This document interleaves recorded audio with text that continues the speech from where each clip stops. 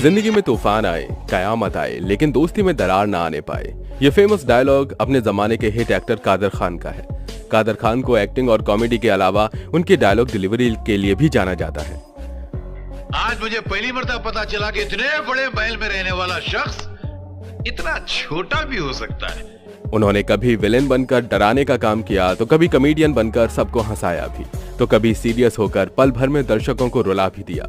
हर किरदार में अपने जीवन से जुड़े अनुभवों को मिलाकर नायाब बना देने वाले एक्टर, राइटर और डायरेक्टर कादर खान का जीवन कितने संघर्षों से भरा था, ये जानकर आपको ताज्जुब भी होगा और उन्हें सैल्यूट करने को भी दिल करेगा।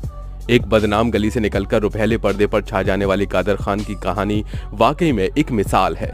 लेकिन क्या आप जानते हैं कि 70 के दशक में अमिताभ बच्चन की कुछ फिल्में जैसे सुहाग, मुकद्दर का सिकंदर एवं अमर अकबर एंथनी में कादर खान की कलम से लिखे गए डायलॉग जबरदस्त हिट हुए। दोनों के बीच बहुत अच्छी दोस्ती भी थी, लेकिन फिर दोनों के बीच के समीकरण बदले और दो जिगरी दोस्तों के बीच दरार आ गई। गुरूर किसे और क्यों हुआ, ये आज आपको बताएंगे, तो बने रहिए आप हमारे साथ आखिरी तक। कादर खान के पिता अब्दुल रहमान खान अफगानिस्तान के कंधार के रहने वाले थे और मां इकबाल बेगम ब्रिटिश भारत की पिशन से थी, अब जो पाकिस्तान के बलूचिस्तान का हिस्सा है। बाद में कादर खान के पिता रोजगार की तलाश में काबुल जाकर बस गए, जहां उनके 4 बेटे हुए, लेकिन किसी अनजानी बीमारी से उनके बेटों की 8 साल की उम्र आते आते मौत हो जाती थी। जब ऐसा हादसा एक के बाद एक 3 बेटों के साथ हुआ तो कादर खान की मां डर गई। 22 अक्टूबर 1937 में अफगानिस्तान के काबुल में जन्मे कादर खान अपने माता पिता की चौथी संतान थे, जिनके पैदा होने पर उनकी मां ने फैसला किया कि वे यहाँ की जमीन उनके और उनके बच्चे के लिए ठीक नहीं है। उन्होंने कादर खान के पिता से काबुल छोड़ कहीं और रहने की जिद की, जिसके बाद वे मिलिट्री की एक गाड़ी से भारत आ गए और दर बदर भटकते हुए आखिरकार मुंबई पहुंच गए, जिसे तब बॉम्बे कहा जाता था। मुंबई में कादर खान के परिवार को जहां ठिकाना मिला वो कभी दुनिया की सबसे गंदी बस्ती हुआ करती थी और उस बस्ती का नाम था कमाठीपुरा, जहां किसी तरह उन्हें किराए पर 2 छोटे कमरे मिल गए। उस जगह की गंदगी का अंदाजा आप इसी बात से लगा सकते हैं कि उनके घर के एक तरफ वेश्यावृत्ति होती थी तो दूसरी तरफ शराब बना करती थी। कत्ल और गुंडागर्दी तो वहां के लिए एक आम बात थी। कादर खान ने अपने एक इंटरव्यू में उस जगह के बारे में बताया था कि दुनिया की कौन सी ऐसी बुराई थी जो वहां नहीं थी और ऐसे माहौल में बड़ा हुआ था। उस दौरान उनके परिवार के हालात इतने बुरे थे कि कई बार उन्हें भूखा भी रहना पड़ता। दोस्तों, कादर खान जब महज 1 साल के थे तो उनके पिता ने अपनी बेरोजगारी से तंग आकर उनकी मां को तलाक दे दिया। बाद में आसपास के खराब माहौल को देखते हुए अपने पिता के दबाव में आकर कादर खान की मां ने दूसरी शादी कर ली। कादर खान के दूसरे पिता जो एक कारपेंटर थे, वे भी अपनी पारिवारिक जिम्मेदारियों को निभाने में नाकाम साबित हुए। स्थिति ऐसी थी कि जिस दिन पैसे आते उस दिन पेट भर जाता, वरना भूखा ही सोना पड़ता। कादर खान थोड़े बड़े हुए तो उनकी मां ने उनका दाखिला नजदीक के ही म्यूनिसिपल स्कूल में करवा दिया, जहां वे पढ़ाई करने लगे। इधर घर के हालात कुछ ऐसे हो गए थे कि पैसे मांगने कादर खान कभी अपने पहले पिता के पास जाते तो कभी मुंबई के डोंगरी इलाके में स्थित एक मस्जिद के इमाम के पास चले जाते। पिता से तो कोई मदद नहीं मिलती, लेकिन इमाम साहब जो 1-2 रुपया दिया करते, उसी से उनके घर का चूल्हा जला करता था। बेहद कम उम्र में ही दोस्तों के कहने पर एक दिन कादर खान ने पढ़ाई छोड़ काम करने का मन बना लिया, लेकिन उनकी मां ने उन्हें रोकते हुए कहा कि मैं जानती हूं तुम कहां जा रहे हो, इस काम से तुम 1 या 2 रुपए कमा सकते हो, लेकिन इससे हमारी मुसीबतें कम नहीं होंगी। मुसीबतें दूर करनी है तो बस मन लगाकर पढ़ो, तो पढ़, बाकी सारी मुसीबतें मुझ पर छोड़ दे। कादर खान को अपनी मां की बात तू पढ़ दिल तक उतर गई। उन्होंने फौरन भागकर अपना बस्ता उठाया और स्कूल के लिए दौड़ पड़े। कादर की मां उन्हें हमेशा मस्जिद भेजा करती थी, जहां से वे अक्सर बंक मार के पास के कब्रिस्तान चले जाया करते थे और वहां अपने दिल का बोझ हल्का करने के लिए खूब जोर जोर से चिल्लाते और वहीं घंटों अपना वक्त गुजारते। क्योंकि उस वक्त उनके पास पहनने के लिए चप्पल भी नहीं थी, तो उनके गंदे पैरों को देखकर उनकी मां समझ जाती थी कि वे उस दिन मस्जिद नहीं गए थे। कादर खान अक्सर रात के वक्त भी कब्रिस्तान चले जाया करते थे। एक रात जब वे जोर जोर कुछ बोल रहे थे, तभी अचानक किसी ने उनके चेहरे पर टॉर्च से रोशनी की और पूछा कि कब्रिस्तान में क्या कर रहे हो और ये क्या बोलते रहते हो।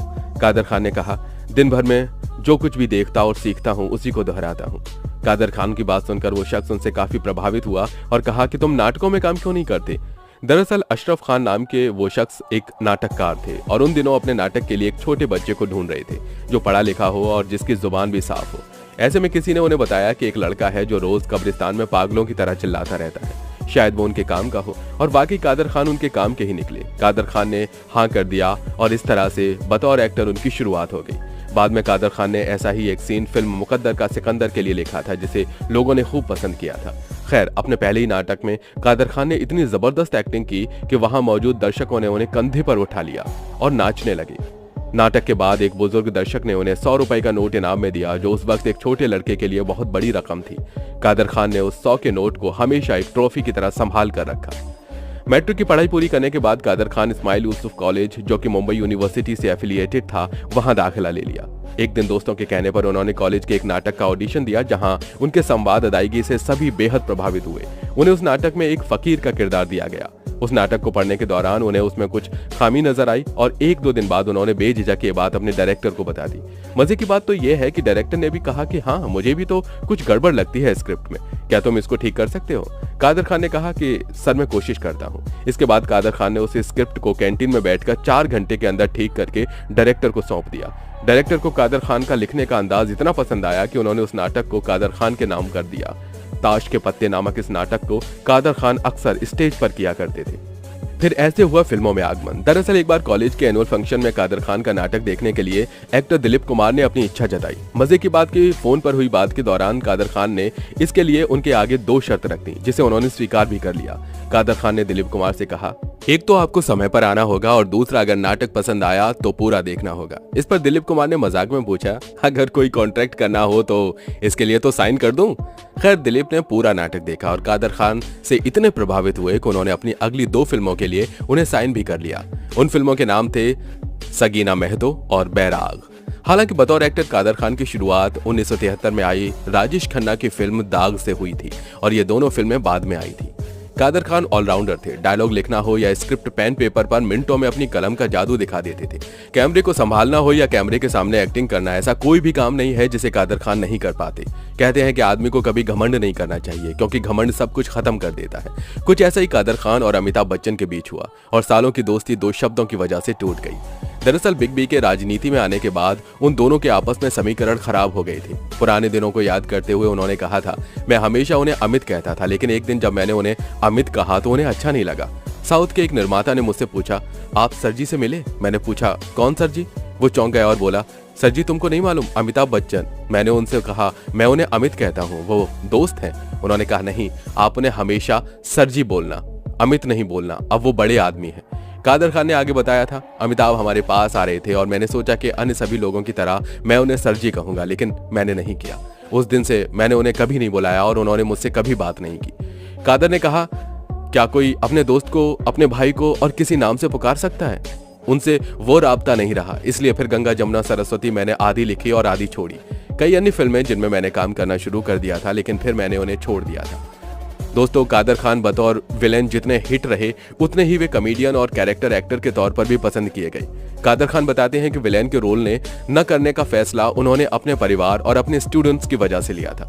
दरअसल कादर खान के बेटों को स्कूल में अन्य स्टूडेंट्स चिढ़ाया करते थे कि वे विलेन के बेटे हैं। यहाँ तक कि एक बार उनके बड़े बेटे का इस चक्कर में किसी लड़के से झगड़ा भी हो गया था। इधर कादर खान की पत्नी भी उन्हें फिल्मों में विलेन बनने से रोकने लगी थी। इतना ही नहीं, उनके कॉलेज के स्टूडेंट्स भी उन्हें पॉजिटिव रोल करने के लिए दबाव देने लगे थे। बतौर कॉमेडियन कादर खान पहली बार जितेंद्र श्रीदेवी की 1983 में आई सुपरहिट फिल्म हिम्मत वाला में नजर आए थे। इस फिल्म में उनके द्वारा निभाया गोपाल दास नारायण दास का कॉमिक कैरेक्टर दर्शकों ने इतना पसंद किया कि इसके बाद वे जितेंद्र की कई फिल्मों में कॉमेडी करते नजर आए।